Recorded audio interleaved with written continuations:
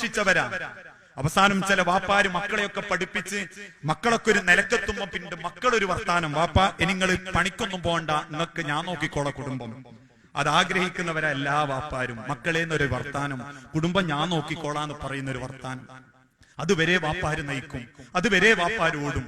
വാപ്പാര് സമ്പാദിക്കുന്ന സമ്പത്തുകളെ കൊണ്ട് നിങ്ങൾ കാണലില്ലേ? അങ്ങാടിയിലേക്ക് ഇറങ്ങിയിട്ട് കൈമലൊരു 10 ഉറുപ്പ്യന്റെ കാണുന്നോലൊക്കെ വിളിക്കും, എന്റെ വക ചായ വന്നോ, എന്റെ വക ചായ, പൈസ ഞാൻ കൊടുക്കും. എഴുന്നേറ്റവും പോന്റവും കൂടി കൊടുത്തിട്ടേ പോകും. വാപ്പന്റെ ഉണ്ട്. മീൻ കച്ചവടക്കാരനായാലും കൈക്കൊട്ടുകാരനായാലും ഇനി പറയം പണിയെടുക്കുന്നവനായാലും കയ്യിൽ ആ പൈസ ഉണ്ട്. അവസാനം മക്കളൊക്കെ ഒരു നിലക്കെത്തി, മക്കളൊക്കെ ഒന്ന് വിളിച്ചറിഞ്ഞു, വാപ്പ ഇനി പണിക്കൊന്നും പോകണ്ട, ഞാൻ അയച്ചെന്നോളാം. വാപ്പാരുണ്ടായിരുന്ന മീൻകൊട്ടയും വെക്കും, ഉള്ള കൈക്കൊട്ടും തുമ്പയൊക്കെ വേറൊരുത്തർക്ക് കൊടുക്കും. റാഹത്തായി. ഇനി മക്കൾ നോക്കും. ആഴ്ച 1 കഴിഞ്ഞു, മാസം 1 കഴിഞ്ഞു, 2 കഴിഞ്ഞു, 3 കഴിഞ്ഞു. വാപ്പാന്റെ പേരിൽ പൈസ അല്ല. എന്തെങ്കിലും വേണേ ചെലവിന്റെ വാപ്പക്ക് ഞാൻ തന്നോളാന്ന് പറഞ്ഞ മകന്റെ വിളിയൂല്ല. നിവൃത്തികേട് കൊണ്ട് വാപ്പാര് ചില ഉമ്മാരെ കൊണ്ട് ചോദിപ്പിക്കും, ഓനെന്തെങ്കിലുമൊക്കെ തരാന്നറിഞ്ഞില്ലല്ലോ, അപ്പൊ ഒന്നുമില്ലല്ലോ, ഇയൊന്ന് ചോദിച്ചു. അവസാനം ഉമ്മാര് ചോദിക്കും, ചില വാപ്പാരെന്നെ നേരിട്ട് ചോദിക്കും, മോളെ ഒന്നുമില്ലല്ലോ. വീട്ടിലേക്ക് തിരിച്ചു വരുന്ന വാപ്പാക്ക് പേരക്കുട്ടികൾക്ക് ഒരു 50 പൈസന്റെ മുട്ടായി വാങ്ങാൻ പോലും പല വാപ്പാരെ കീശയിലും പൈസ അല്ല. ചോദിക്കലുണ്ട് ഏതെങ്കിലും മക്കള് വാപ്പാരോട്? അങ്ങനെ തിരിച്ചു വരുന്ന അല്ലെങ്കിൽ ചോദിക്കുന്ന വാപ്പാരോട് ചില മക്കൾ പറയുന്ന മറുപടി എന്താ? എന്തിനാ വാപ്പ അങ്ങക്ക് ഇപ്പൊ ഒരു പൈസന്റെ ചെലവ്? കുടുംബം ഞാനല്ലേ നോക്കുന്നത്. നിങ്ങൾക്ക് എന്തെങ്കിലും ചെലവ് വേണമെങ്കിൽ നിങ്ങൾ ഓളോട് ചോദിച്ചോളി, ഞാൻ ഓളെ പേരിൽ അയക്കുന്നത്. മാനാഭിമാനമുള്ള സ്വന്തം മക്കളെ ആർക്കും മുമ്പിലും കൈ നീട്ടാതെ വളർത്തിയ ഏത് വാപ്പയാണ് മക്കളെ സ്വന്തം മകന്റെ ഭാര്യന്റെ മുമ്പിൽ കൈ നീട്ടുക?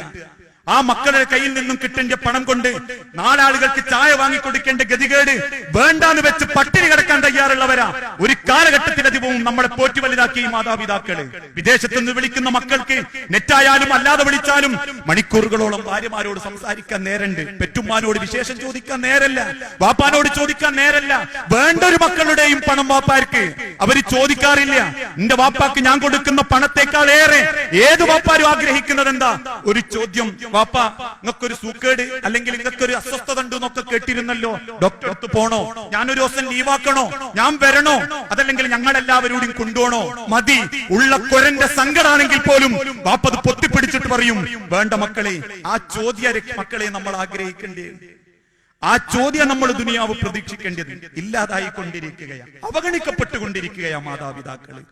ഓരോരോ വീടിന്റെ മൂലയിലേക്കും ഓരോരോ കോലങ്ങളിലേക്കും. പണ്ട് കാലങ്ങളിലൊക്കെ ജനിച്ചു വീഴുന്ന കുഞ്ഞിനെ ഒക്കത്തെടുക്കുമ്പോ വായിൽ നിന്നും തേനൊലിക്കുന്നു എന്നാണ് നമ്മൾ പറയാറുള്ളത്, അല്ലേ? ആരാ അത് തേനാന്ന് പറഞ്ഞത്? വൈദ്യശാസ്ത്രം ഓർമ്മപ്പെടുത്തി അത് തുപ്പല, ഉമിനീരാണത്.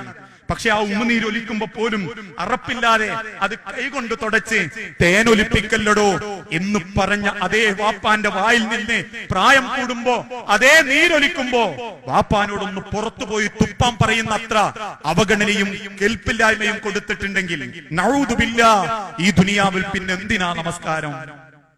സ്വന്തം വാപ്പാനെയും ഉമ്മാനെയും നോക്കാത്തോൽക്ക് പിന്നെ എന്തിനാ മനുഷ്യരെ ജമാഅത്ത്? പിന്നെ എന്തിനാ ഖുർആൻ ക്ലാസ്? പിന്നെ ആരെ കാണിക്കാനാ ഈ പരക്കം പാഴയിൽ? ചില ഉദാഹരണം പറയാറുണ്ട്, എന്തൊക്കെ ബാക്കിയായാലും അവസാനം ബാക്കിയാവുക ഉമ്മാന്റെയും ബാപ്പാന്റെയും സ്നേഹം മാത്രം. അതിന് പകരം വെക്കാൻ ഈ ദുനിയാവിലും